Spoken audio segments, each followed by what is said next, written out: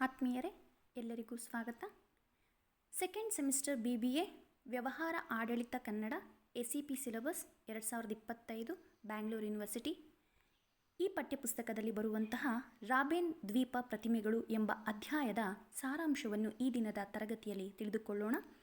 ಹಾಗೂ 2, 5, 10 ಅಂಕದ ಪ್ರಶ್ನೆಗಳಿಗೆ ಉತ್ತರವನ್ನು ಸಹ ಈ ವಿಡಿಯೋ ಮೂಲಕ ನಿಮಗೆ ನೀಡ್ತಾ ಇದ್ದೇನೆ, ನಿಮ್ಮ ಪರೀಕ್ಷೆಗೆ ಅನುಕೂಲವಾಗಲಿ ಎಂಬ ಆಶಯದಿಂದಾಗಿ. ಪ್ರಸ್ತುತ ಈ ರಾಬೆನ್ ಅನ್ನುವುದು ಒಂದು ದ್ವೀಪ. ಇದು ದಕ್ಷಿಣ ಆಫ್ರಿಕಾದ ಕೇಪ್ ಟೌನ್ ನಗರದ ಸಮೀಪದಲ್ಲಿ ಇರ್ತಕ್ಕಂಥದ್ದು.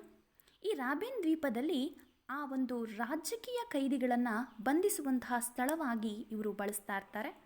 ಈ ಒಂದು ಕವಿತೆಯಲ್ಲಿ ಪ್ರಕೃತಿಯನ್ನು ಲೇಖಕರು ಸೂರ್ಯ, ಗಾಳಿ, ಸಮುದ್ರ ಇವು ಕೈದಿಗಳ ರಕ್ತ ಮತ್ತು ನೋವಿನೊಂದಿಗೆ ಮಿಶ್ರಣಗೊಂಡಂತೆ ಚಿತ್ರಿಸುವ ಪ್ರಯತ್ನವನ್ನು ಮಾಡಿದ್ದಾರೆ. ಹಾಗೂ ಕೈದಿಗಳನ್ನು ಬಹಳ ಹಿಂಸಿಸ್ತಿರ್ತಾರೆ, ಅವರಿಗೆ ಗಾಯವಾಗುವಂತೆ ಹೊಡೆದಿರ್ತಾರೆ, ದೌರ್ಜನ್ಯಗಳನ್ನು ತುಂಬಿದಂತಹ ಒಂದು ಅಮಾನುಷ ಜೀವನವನ್ನು ಅಲ್ಲಿನ ಕೈದಿಗಳು ನಡೆಸ್ತಾ ಇರ್ತಾರೆ. ಹಾಗೂ ಇಲ್ಲಿ ಸುಪ್ರಭಾತ ಎನ್ನುವ ಒಂದು ಪದವನ್ನು ಬಳಸ್ತಾರೆ. ಅಂದರೆ ಕೈದಿಗಳು ನೋವಿನ ನಡುವೆಯೂ ಕೂಡ ಮಾನವೀಯತೆಯನ್ನು ಉಳಿಸಿಕೊಳ್ಳುವಂತಹ ಒಂದು ಪರಸ್ಪರ ಧೈರ್ಯ ನೀಡುವ ಸಂಕೇತವಾಗಿ ನಾವಿನ್ನೂ ಬದುಕಿದ್ದೇವೆ ಎಂದು ಹೇಳುವ ಮೂಲಕ ನಾವಿನ್ನೂ ಧೈರ್ಯವಾಗಿ ಇರಬೇಕು ಎಂಬ ಆಶಯದೊಂದಿಗೆ ಸುಪ್ರಭಾತ ಎಂದು ಒಬ್ಬರಿಗೊಬ್ಬರು ಹೇಳಿಕೊಳ್ತಿರ್ತಾರೆ. ಈ ಕವಿತೆಯಲ್ಲಿ ರಕ್ತವನ್ನು ವಿವಿಧ ಬಣ್ಣಗಳಿಗೆ ಬಳಸ್ತಾ ಹೋಗ್ತಾರೆ. ಕೆಂಪು, ಗುಲಾಬಿ, ಕಿತ್ತಳೆ ಹೀಗೆ ಕೈದಿಗಳ ಗಾಯ, ಹಿಂಸೆ ಮತ್ತು ದುಡಿಮೆಯ ಸಂಕೇತವಾಗಿದ್ದರೂ ಕೂಡ ಪ್ರಕೃತಿಯ ಸುಂದರ ದೃಶ್ಯಗಳ ನಡುವೆ ರಕ್ತದ ಹರಿವು ತೀವ್ರ ವಿರೋಧಾಭಾಸವನ್ನು ಸೃಷ್ಟಿಸ್ತಾ ಹೋಗುತ್ತೆ. ರಕ್ತವು ಮಾನವೀಯ ನೋವಿನ ಪ್ರತೀಕವಾಗಿ ಕಾಣಿಸ್ಕೊಳ್ತಾ ಹೋಗುತ್ತೆ. ಹಾಗೂ ಈ ರಾಬೆನ್ ದ್ವೀಪದಲ್ಲಿರುವಂತಹ ಸೈನಿಕರ ಕ್ರೂರತೆ ಹೇಗಿರುತ್ತಪ್ಪ ಅಂದರೆ, ಸೈನಿಕರು ಕೈದಿಗಳನ್ನು ಹೊಡೆಯೋದು, ಚಾವಟಿಯಿಂದ ಹೊಡೆಯುವುದು, ಕುತ್ತಿಗೆಯನ್ನು ಕಾಲುಗಳಿಂದ ತುಳಿಯೋದು ಮುಂತಾದ ಕ್ರೂರ ಕೃತ್ಯಗಳನ್ನು ಮಾಡ್ತಿರ್ತಾರೆ. ಕೆಲವು ಕೈದಿಗಳನ್ನು ಕೊಲ್ಲುವ ಒಂದು ಹಿಂಸೆಯನ್ನು ಕೂಡ ತೋರಿಸ್ತಾ ಇದ್ರು. ಇದು ಅಪಾರ್ಥೈಡ್ ಕಾಲದ ಒಂದು ಅಮಾನುಷವಾದಂತಹ ವ್ಯವಸ್ಥೆಯನ್ನು ತೋರಿಸುತ್ತೆ. ಹಾಗಾಗಿ ಅನೇಕ ಹಿಂಸೆಗಳ ನಡುವೆ ಕೂಡ ಕೈದಿಗಳು ತಮ್ಮ ಮಾನವೀಯತೆಯನ್ನು ಕಳೆದುಕೊಳ್ಳೋದಿಲ್ಲ. ಹಾಗಾಗಿ ಅವರು ಒಬ್ಬರಿಗೆ ಒಬ್ಬರು ಸುಪ್ರಭಾತ ಅಂತ ಹೇಳಿಕೊಂಡು ತಮಗೆ ತಾವೇ ಆತ್ಮಸ್ಥೈರ್ಯವನ್ನು ತುಂಬ್ಕೊತಾ ಇರ್ತಾರೆ. ಹಾಗಿದ್ಮೇಲೆ ಈ ಒಂದು ರಾಬೆನ್ ದ್ವೀಪ ಅಂತಕ್ಕಂಥದ್ದು ದಕ್ಷಿಣ ಆಫ್ರಿಕಾದ ಸಮುದ್ರ ಮಧ್ಯದಲ್ಲಿದ್ದಂತಹ ಒಂದು ಪುಟ್ಟ ದ್ವೀಪವಾದರೂ ಕೂಡ ಅಲ್ಲಿಯ ನೀಲಿಯ ಸಮುದ್ರ, ತಂಪಾದ ಗಾಳಿ, ಪ್ರಕೃತಿಯ ಸೌಂದರ್ಯ ಎಲ್ಲವೂ ಕಾಣಿಸುತ್ತದೆ.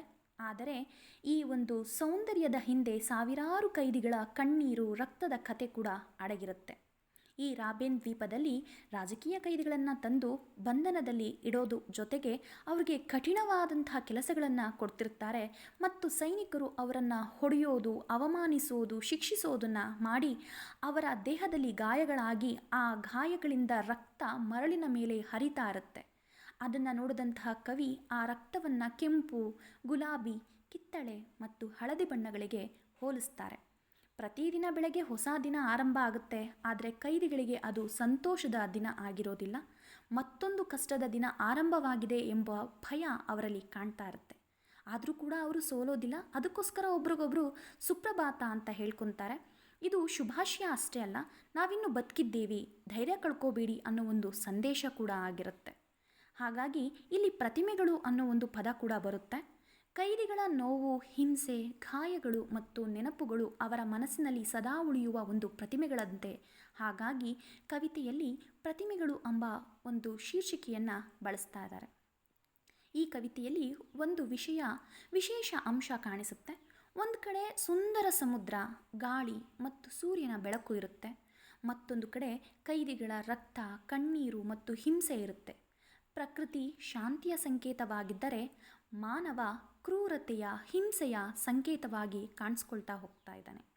ಹಾಗಾಗಿ ಈ ರಾಬೆನ್ ದ್ವೀಪ ಪ್ರತಿಮೆಗಳು ಅನ್ನುವುದು ರಾಜಕೀಯ ಕೈದಿಗಳ ಒಂದು ಹಿಂಸೆ ಮತ್ತು ಹೋರಾಟದ ಕಥೆಯನ್ನು ಒಳಗೊಂಡದ್ದಾಗಿದೆ.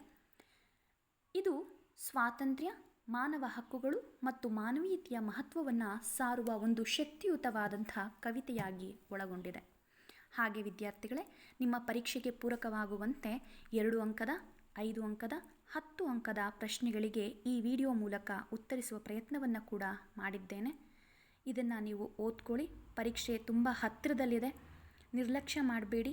ದಯವಿಟ್ಟು ಈ ಎಲ್ಲ ಪ್ರಶ್ನೆ ಉತ್ತರಗಳನ್ನು ಕಲಿತ್ಕೊಳ್ಳಿ. ಈ ಪಠ್ಯದಿಂದ 2, 5, 10 ಅಂಕದ ಪ್ರಶ್ನೆಗಳನ್ನು ಕಡ್ಡಾಯವಾಗಿ ಕೇಳಲಾಗುತ್ತೆ ಪರೀಕ್ಷೆಯಲ್ಲಿ. ಹಾಗಾಗಿ ಓದಿ. ಶುಭವಾಗಲಿ. ಎಲ್ಲರೂ ಪರೀಕ್ಷೆಯನ್ನು ಚೆನ್ನಾಗಿ ಬರೆಯಿರಿ. ಮತ್ತೊಂದು ವಿಡಿಯೋ ಮೂಲಕ ಭೇಟಿಯಾಗೋಣ. ಧನ್ಯವಾದಗಳು.